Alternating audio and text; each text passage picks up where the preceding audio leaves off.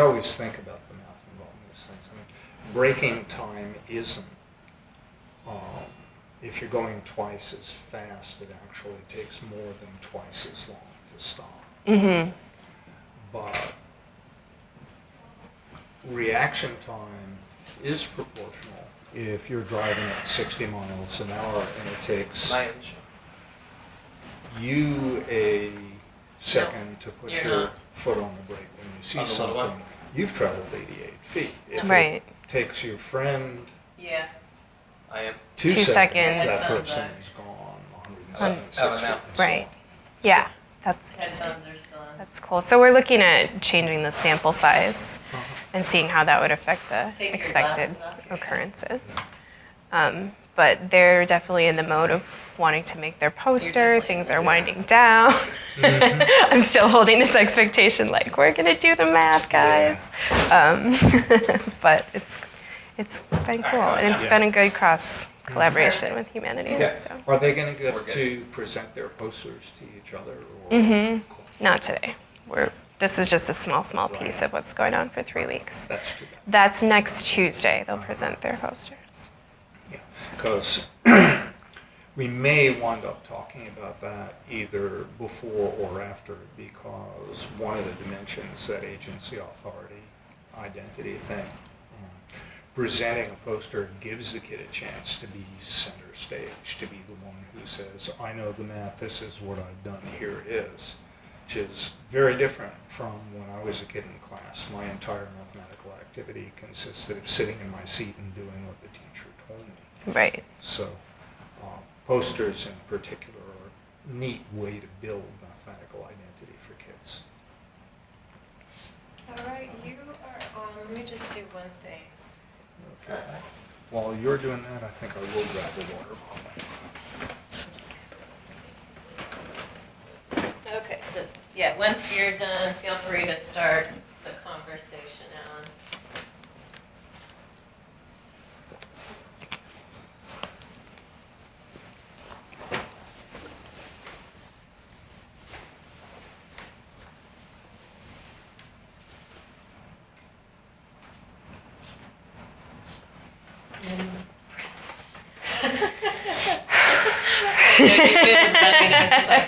There's like this teaching I know.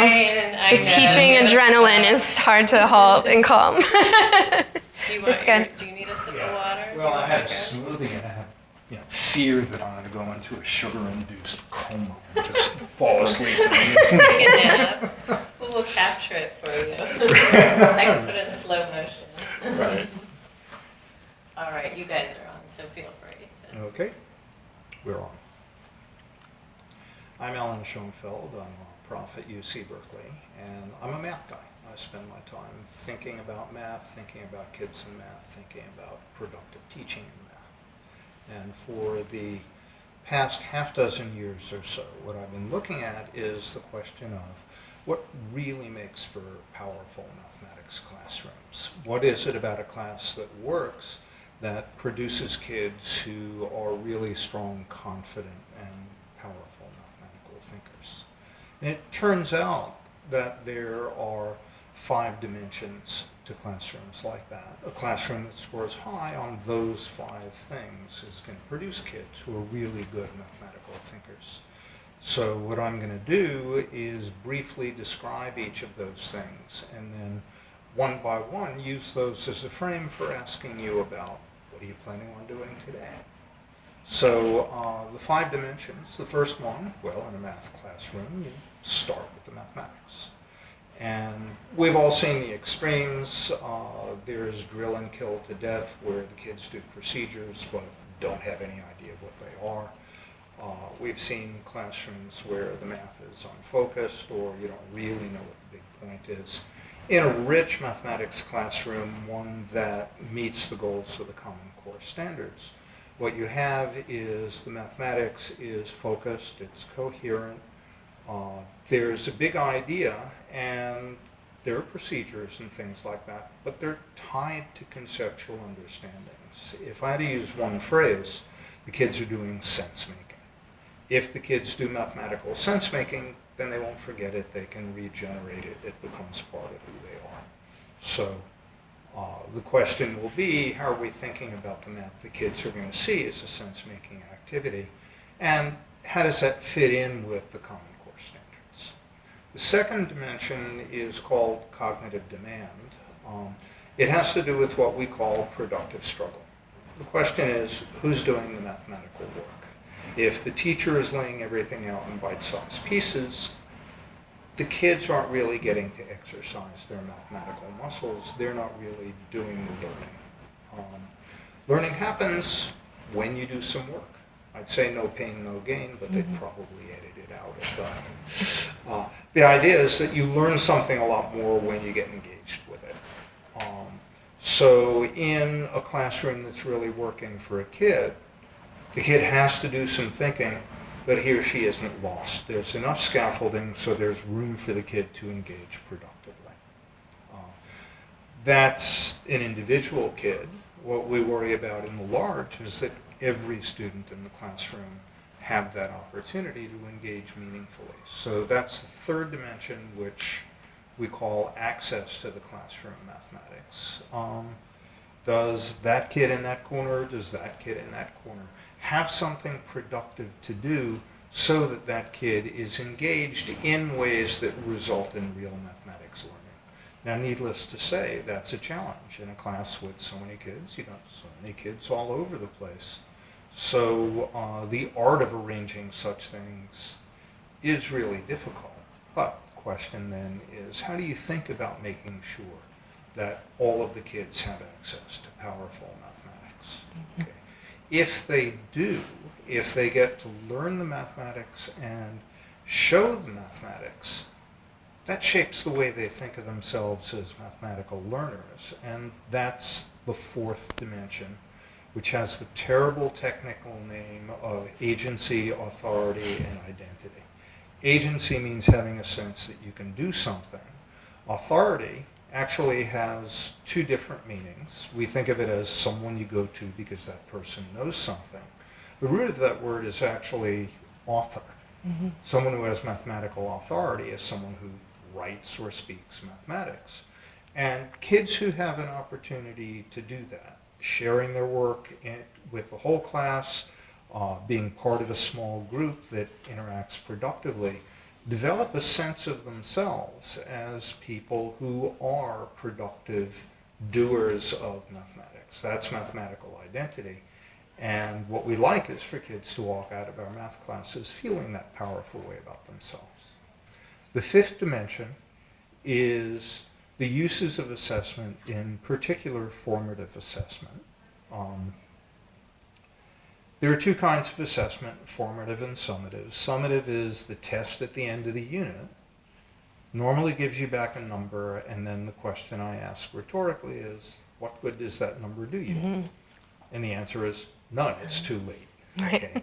The purpose of formative assessment is to gather information about student understanding so that you can build on what's there, address what needs to be addressed in order to take advantage of what you've learned about the kid while there's still time to do something about it. Now the funny thing is we had to coin a technical term for that. That's what good teachers do every day. Right. You know, it's a natural part of teaching. This is where this kid is. What can I do? What activity can I give that kid so that by engaging in it, he or she can move forward? So those are the 5 dimensions, and now what I'm going to do is ask you about each one of those for the lesson that we're about to see. Okay. So why don't you start by telling me a little bit about yourself, and then your kids, and then the lesson. Okay. My name is Melanie Swandby. This is my 5th year at this school. I loop with my students, so I have them this year in 7th grade, and then I'll move up to 8th grade with them. I'm a math teacher by way of elementary school teaching first. I've felt really empowered through learning to teach math to fill in some of my own gaps in understanding that I acquired as a result of my own mathematics education. So I really love being a math teacher because the methods that we use now are so different from the way that I learned. My students are now 7th graders, and like I said, they'll go with me to 8th grade.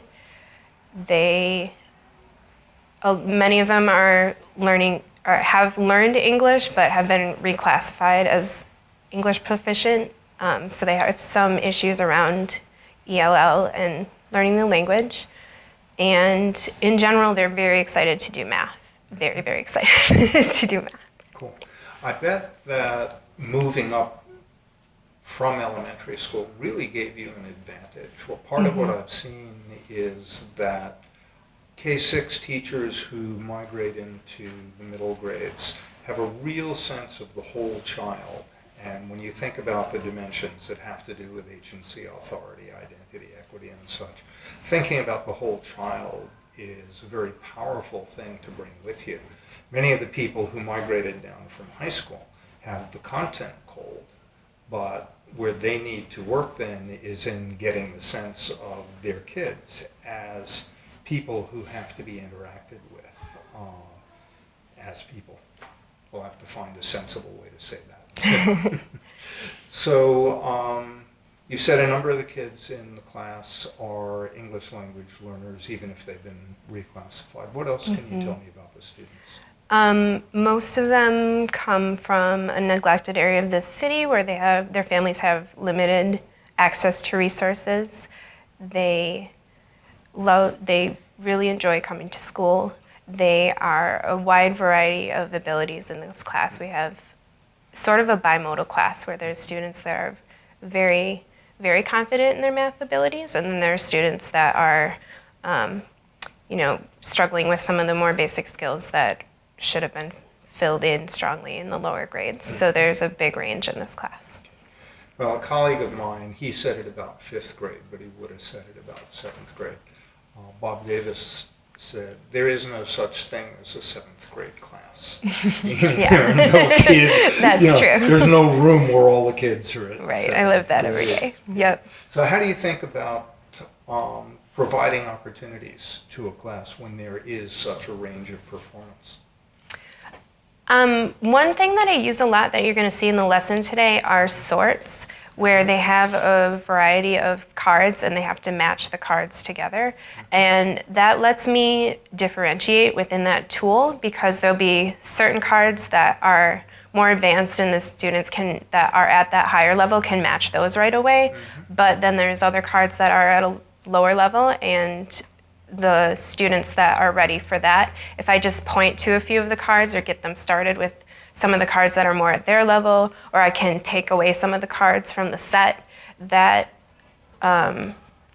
a strategy that allows me to differentiate within the same activity for all the different levels. So I try to think about those types of activities as much as possible that have like a high ceiling but a low floor, where I can easily give students an entry point into the lesson while still challenging the students that are already entered into the lesson.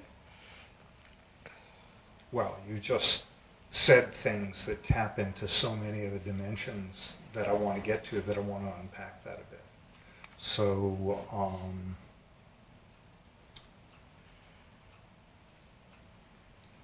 let's think about cognitive demand, for example.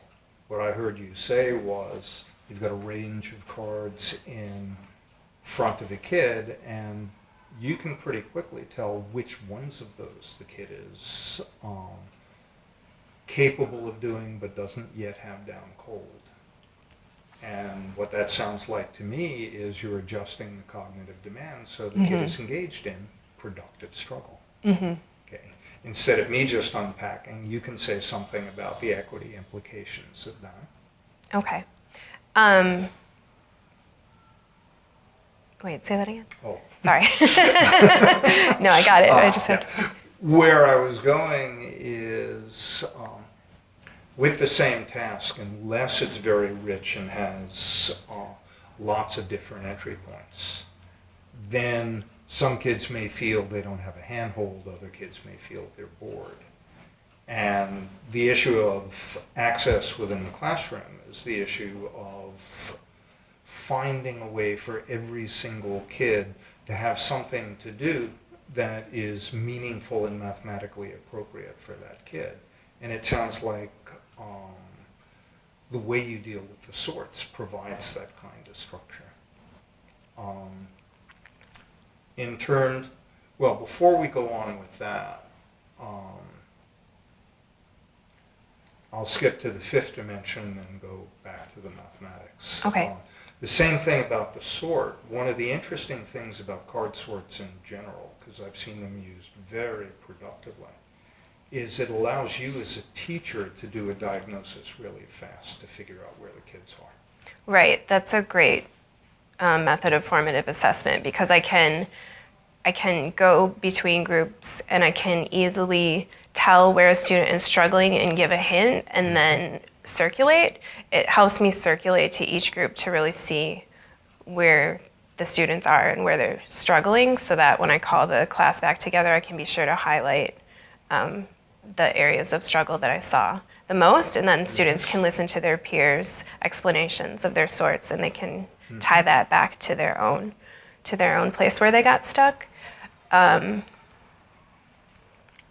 can notice who's spending the most time on each of the tasks, and then that can inform groups that I might pull later. And that allows formative assessment in that way also. This is new territory, so I'm not where this is going to go. I'm making it up as we go along. Okay. But I'm just curious because I think there's a potential misconception that some teachers have. When you're wandering around the classroom, you're not, quote, in control. So it might seem, if you were afraid to do this, that there's the potential for management problems all over the place. I'm willing to bet there won't be. So I wonder what you can say about the relationship between your being able to go around the class and zoom in on kids and do this kind of formative assessment and larger issues of classroom management. Well, if I'm honest, there can be issues that come up, and I think that's okay because I think that's an opportunity to check back in with the student later and say, hey, I'm not sure that you were most engaged in doing your best mathematics at that time. What was going on for you? So that can foster a positive relationship. Instead of, if it's very teacher directed and you're just getting frustrated when students aren't listening, then you don't get that chance to circle back and say, hey, what was going on when you were supposed to be doing your sort? So that's a key component, is that circling back piece if you notice that something wasn't going well. But in general, students are engaged when the task is at their level that's appropriate to them. So if I'm noticing that a student's not engaged, then that's an automatic key to me to figure out, oh, okay, something's too hard for them or something's not at their level, something's too easy for them, so what do I need to do for them to adjust this task? I think what you just said is really important. There are at least two parts of it I want to tease out. One of them is something that colleagues of mine have called relational teaching. It's not about establishing discipline, it's about establishing a relationship with your students that enables you to talk with them in those ways. And if they believe in you as a human being and vice versa, you're not likely to get the kind of disruptive things that otherwise happen. Mm-hmm. The other thing that's really important, we've been studying teaching and teacher growth for some time. Mm-hmm. And people tend to think in terms of there being three planes of classroom activity.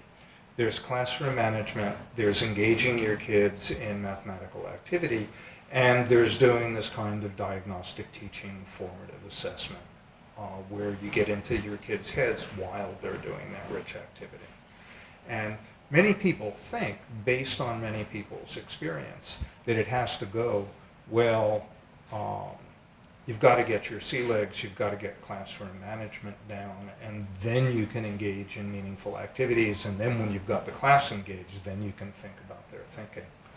And what you just said complexifies the picture really nicely, because if the kids are engaged in a rich mathematical activity, why would they act out? Okay, so the counterintuitive thing is that if you work on the rich activities, you have fewer disciplinary issues, and kids find nothing more interesting than a teacher being interested in their own thinking.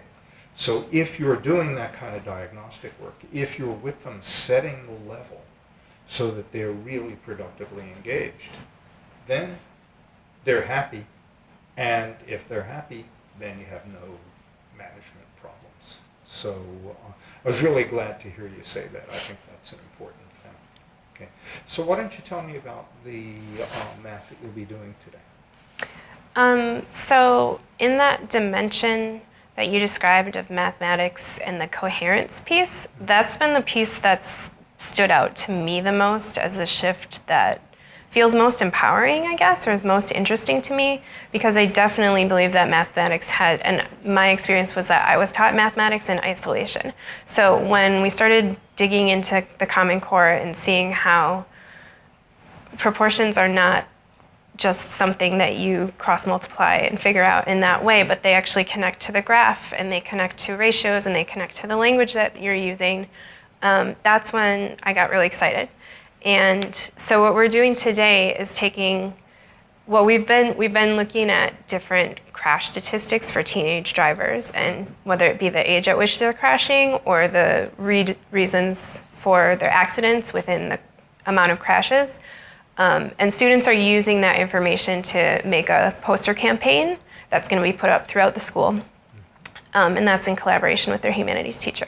But specifically today, I'm looking at the statistics that we've seen a few times to use those as a real world example of proportional reasoning, so that we can consider taking the sample size of crashes. Right, I think in the example I'm using, the crashes are the 100% of crashes, and then the reasons are the expected occurrences or the outcomes. And so I'm tying data and analysis and those standards in with the proportional reasoning standards, which was something new for me and something which brought in the whole real world piece to life. Because now when we're talking about these numbers, we're going to be talking about crash statistics and lives and deaths and crashes, and something that they can actually think about and visualize and is more tangible versus just the numbers. The authors of the Common Core would be very happy to hear you say that. Oh, okay. I was telling Shannon beforehand that they really care about ratio and proportion, and it's not about fraction manipulations. It's a question of what are the core ideas, and proportion is it, because proportion leads to the idea of linear functions, and it's the pathway into high school mathematics. Mm-hmm. So I can guarantee you they'd be pleased to hear you talking about it in the way that you just did. Also about the different representations, that it's not, I have a procedure and I have this way of solving problems. It's each representation is a tool for thinking about a particular situation, and depending on the situation, I might pick this tool or that tool right. in mathematics. You told me about the swords. Do you want to say a little bit more about the structure of the lesson as a whole, and then see if we can move through the questions of cognitive demand, access, agency, and formative assessment? Sure. I'll remind you of them as we go along. So, how are you thinking about, in addition to the sorts, pegging the lesson to where the kids really are? And what do you do? How do you think about the kids who may need a little bit more support? The structure of the lesson, or that particular piece of differentiation? Either one. Okay.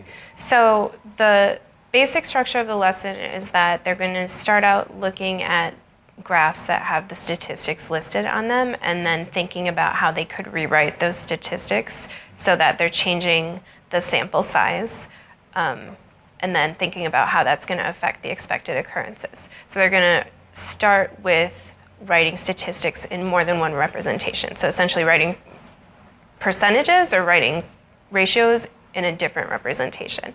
And then that's going to allow me the chance to see who has that vocabulary and who maybe needs refreshers on sentence frames for ratios, and is going to let me assess who actually understands that when you change the sample size, the numerator quantity, the expected occurrences is going to vary proportionally to the change in the sample size. So that's going to give me some formative data right there so that I know who to go to when they start their more independent activity of the sort.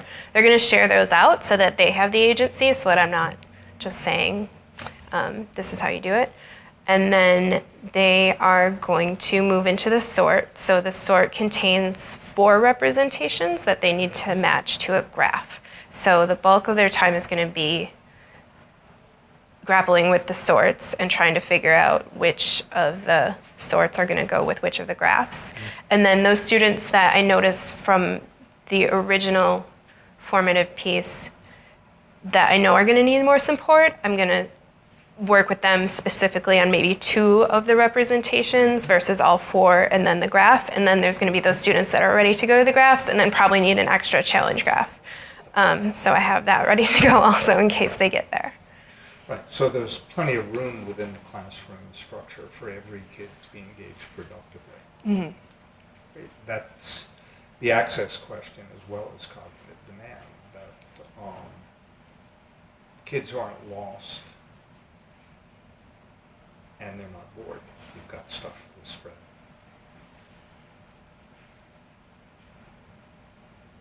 I think we may have covered it. If you did, that's perfect timing, because it's Awesome. like 1:05. It's Okay. 1:05. Cool. All right. I hope that wasn't too bad. No, that was Yeah, good. good. Okay. Perfect, thank you. Thanks a lot. I will, wait, should I stay mic'd?